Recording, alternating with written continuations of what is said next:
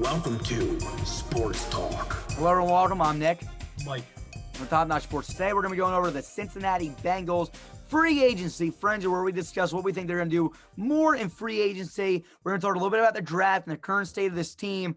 But if you have not already watched our salary review video that we did about 33 days ago, go and check it out. We discussed everything about their team in the offseason this year. Draft, needs, et cetera, right down the line. So be sure to check that out. That was 32 days ago. The numbers are slightly off, but you're still going to want to go check that out. That was a realistic expectation of what we think they might do. Now we look at the team right now. You're picking number 5. Mike, let's just go. Whole current state of the team. What do you got them doing in free agency and everything else? All right, so let's start with the draft. They got the 5th pick. They got to take Penny Sewell. That's got to be the pick. You can't be letting your guy, your franchise, be getting crushed every week. So they got to address the offensive line, definitely. And then their defense ain't great either. They got to address the defensive line. They need a D tackle. They need a rusher. They need linebackers. So let's take a look at who they're losing. They're going to lose AJ Green, not a big deal. William Jackson's a big deal. I think they got to do what they can do to re-sign William Jackson, possibly Mackenzie Alexander also. So then that shores up the cornerback position. Then I think you got to go look at free agency. You go look in free agency. You need to look at the D tackle position. That's very important. Maybe you bring in like a guy like, I know you said he didn't have a great year with Las Vegas, but Jonathan Hankins. He's kind of a younger guy, 29 years old, maybe revives his career over in Cincinnati. Maybe a guy like Kawan Short. You have the money to bring him in. Maybe he wants a payday, comes in, gets a payday with the Cincinnati Bengals. Ndamukong Suh's a free agent. I think he stays with Tampa, but I don't know what he's going to ask for. Maybe he goes to Cincinnati for a pile of money. The Bengals are going in an upward direction because they got their quarterback, they got their running back, they get their offensive line to protect them. I like the weapons. They got weapons. They got T. Higgins, they got Auden Tate, and they got Tyler Boyd, who I think has got one of the best hands in the league. He just catches everything that's thrown to him. I like the state of the Cincinnati Bengals. They just got to work on some protection. They need offensive line. They need defensive line. Yeah, absolutely. And look, I think it's this simple too. One other guy at defensive tackle that we didn't mention there was the New York Giants have 2 guys, and they only have money to probably bring back one. And it's either Dalvin Tomlinson or Leonard Williams. Whatever guy slips, if you're the Cincinnati Bengals, you got to highly consider bringing in that guy. Either of them. They're both extremely young, extremely good players. They can come in right away and make an impact on this defense immediately. You go to their draft, or like Mike said, we already mentioned William Jackson. Again, if you look at our salary review video, that's exactly what we got you guys doing. Bringing back William Jackson. We got you guys bringing back Carl Lawson. We also got you guys signing a center of the name of Corey Linsley. And he's a pretty solid option because you're going to need that center to lock down on that offensive line, right? You got the number one goal here is to bring in offensive linemen. Another guy we got you guys bringing in via free agency is Matt Skura. I'm pretty sure he's from the Baltimore Ravens. And he's a center that fumbles a lot of snaps. He's played guard before, can come in pretty dang cheap too, and potentially be a starter at right guard. So now you got your center, Corey Linsley, who's a stud center for you guys, and you bring in Matt Skura. Well, guess what? You're at the 5th overall pick. Penny Sewell's there. You take him. If he's not there, hey, know what you do? You trade down. Know why? You're not going to draft another receiver. You're stupid if you draft another receiver. I know, this guy might be good. You don't need one right now. You got great receivers, but you got to protect Joe Burrow. So know what you do? You trade down to a team that wants a quarterback. They'll trade up. You might get 2 first-round picks for this thing. You might get their first-round pick this year and a first-round next year. That's going to help this franchise in the long term. Not only do you do that, now later in that draft, when your pick does come around, if you trade down to 8, maybe 15, who knows? Maybe somewhere in the I don't know why 20s, but 15, 8, 20 something, right around there, you draft another offensive lineman. Well, you draft a offensive lineman if Sewell's already gone.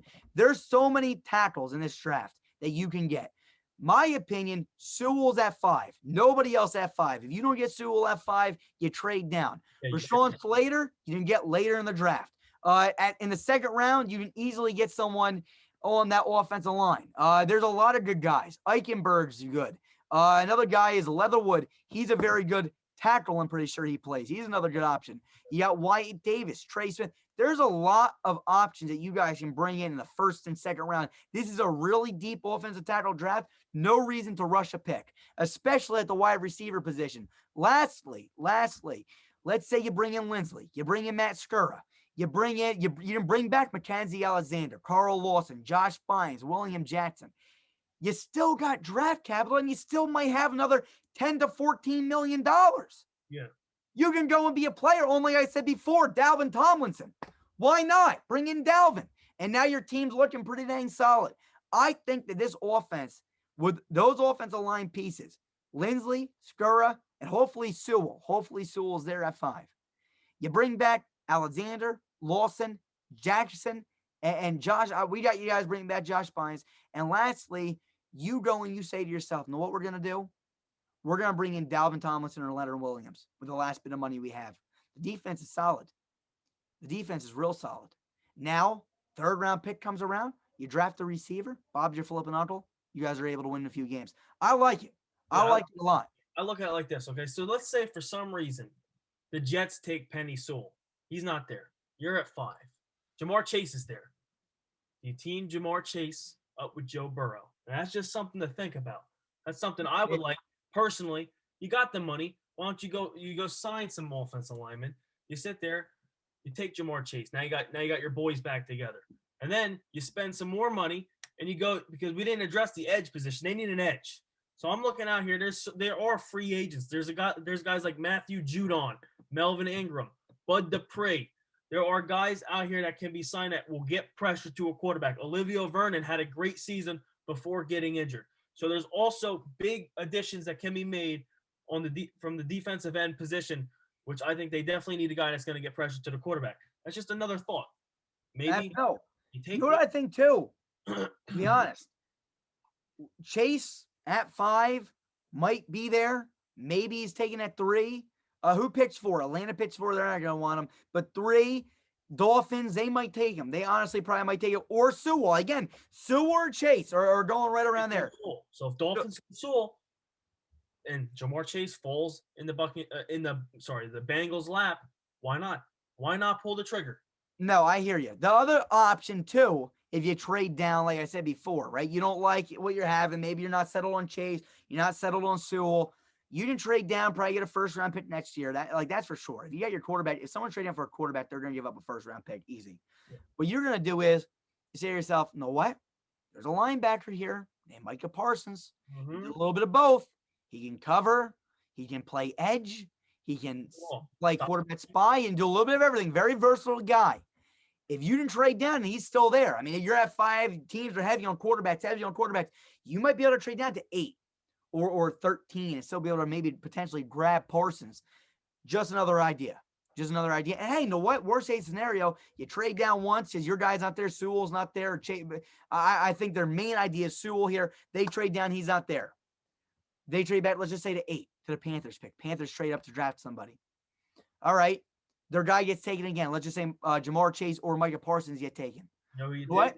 They can trade down again if they want to. You know who I think you take? You're sitting at 8. Your guys get taken. Chase is gone. Penny's gone. You take Kyle Pitts. I was going to say that too. He's the best guy on this board. If you trade down and you're in this position where you're like, we spent money in free agency. We brought in offensive line help. We brought in some help on defense. Let's take the best tight end, one of the better tight ends we've seen come out of the draft in the last 5 years. Absolutely. And think about Joe Burrow, Auden Tate, who I'm a fan of Auden Tate. You got T. Higgins. You got right here, this is Tyler Boyd. And right here, you got Kyle Pitts. For the love of goodness gracious. And no, you got your backfield still. Guy that I think still, you've been saying it for years, underrated. He was one of your favorite running back, Joe Mixon. This guy can do it all. He can do it all. He just needs to stay healthy, and you need to build that offensive line. With Matt Skura, Corey Linsley, and maybe Penny Sewell. If you don't get Sewell, maybe you draft one in the second round. Leatherwood, Jackson Carman. You got a few options. You do that, you get Pitts. Wow.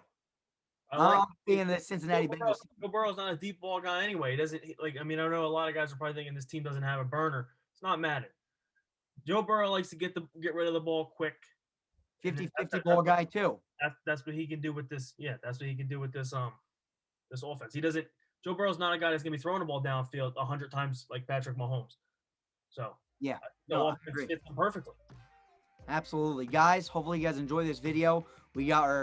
After this series, we got our scouting analysis, then our mock drafts, and the live draft show. After the live draft show, we got our draft grades, coaching grades, and then finally, last but not least, we got our debating again.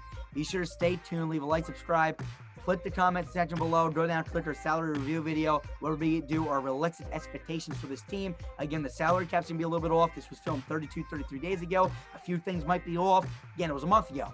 So since then, too, the salary cap has increased $10 million. So whatever you see for the salary cap, say plus $10 million to you guys, and that's how much you guys have. That's all we got from this video. Be sure to leave a like, subscribe. That's all I can say. I'm a fan of this Bengals team, and I'm rooting for the best of Joe Burrow. Guys, I'm Nick.